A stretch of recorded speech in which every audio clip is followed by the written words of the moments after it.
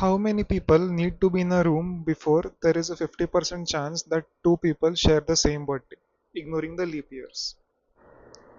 Before we continue, pause the video and try to guess this with pure intuition. Don't calculate, just guess.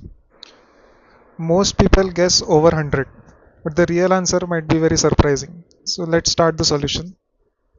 So suppose there are two people in the room, A and B. Now the probability that they both will share the same birthday can be viewed as 1 minus probability that they both will have different birthdays. Now how do we calculate the probability that they both have different birthdays? So that would be number of cases where they have different birthdays divided by total number of possible cases.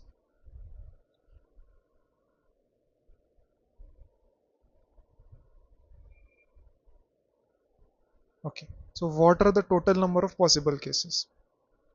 So since we are ignoring leap years, we have got 365 days. Okay, so A can have birthday from 1st January to 31st December. Number of possible birthdays for A is 365. Now, for each of A's birthdays, there are 365 possible birthdays for B also. For example, if A's birthday is on 1st Jan, B can have a birthday on 1st Jan, 2nd Jan, 3rd Jan, and so on till 31st December, and this is 365. Similarly, if A has a birthday on 2nd Jan, again B can have from 1st Jan to 31st December, that is 365 possible birthdays. So since for each of the 365 birthdays of A, B will again have 365 birthdays, so total number of possible combinations would be 365 multiplied by 365, right? For each of the possible 365 birthdays of A, B is having 365 birthdays. Now, what are the number of cases where A and B are having different birthdays? So suppose A has a birthday on 1st Jan. So this means now B cannot have a birthday on 1st Jan, right? So it has been left with only 364 possible birthdays. Similarly, if A has a birthday on 2nd Jan, B is again left with only 364 possible birthdays because it can't have birthday on 2nd Jan. So for each of A's 365 birthdays, B will have 364 possible birthdays. So the total number of cases where A and B have different birthdays is 365 into 364.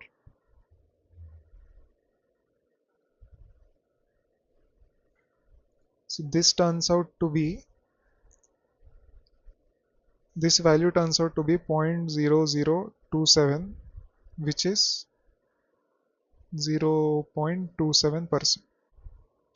Now let's take a case where there are three people in the room. Let's say A, B and C. Now the probability that two of them will share the same birthday is 1 minus probability that all of them have different birthdays. If all of them have different birthdays, then obviously no two of them will share the same birthday, right? So 1 minus probability that all of them have different birthdays is probability that two of them share the same birthday. Now, how do we calculate this probability? Again, it will be number of cases where all birthdays are different upon total number of cases.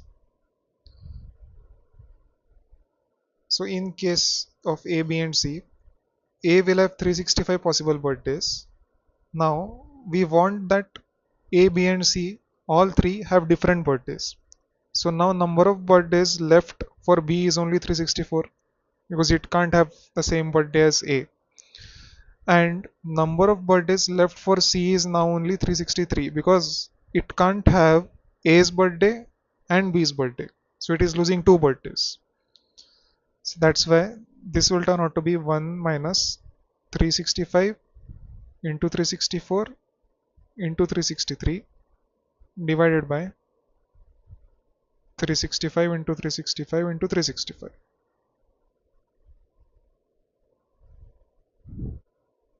And that value turns out to be 0.0082, which is 0.82%.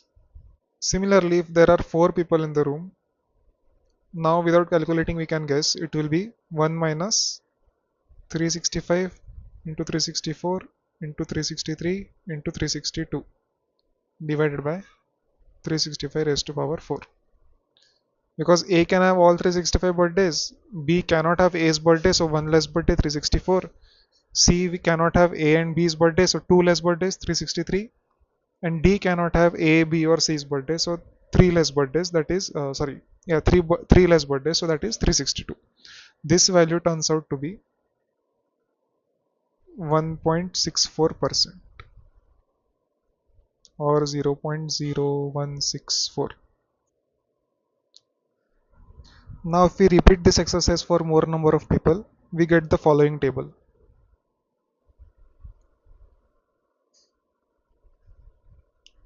So it turns out that we reach 50% when there are 23 people in the room. So if there are 23 people in the room, then the chance that two of them share the same birthday is 50%.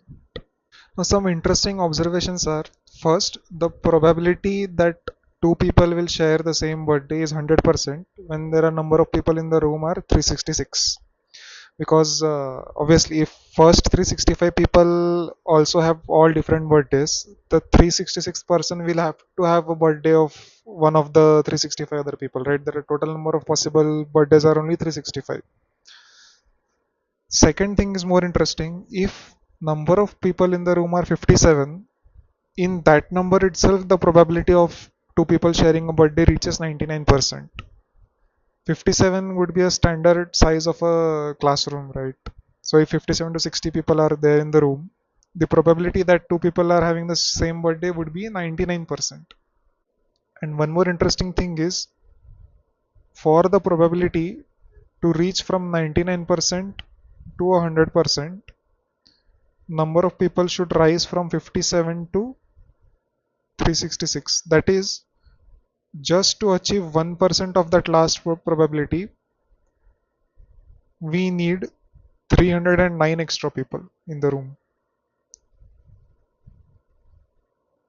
So it is fascinating that for absolute certainty, we need to add these many people in the room.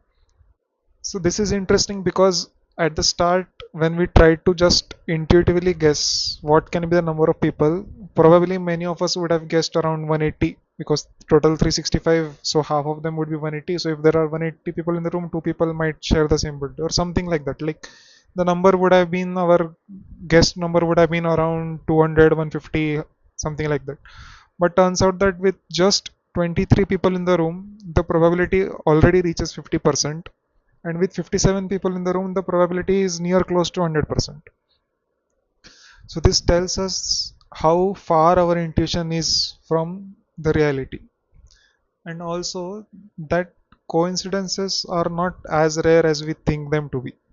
Okay, this is a coincidence, right? Two people having the same birthday, but just with a standard classroom size of 60 people, we can reach 99% of that probability. So we can say that with enough connections, even impossibilities start becoming inevitable.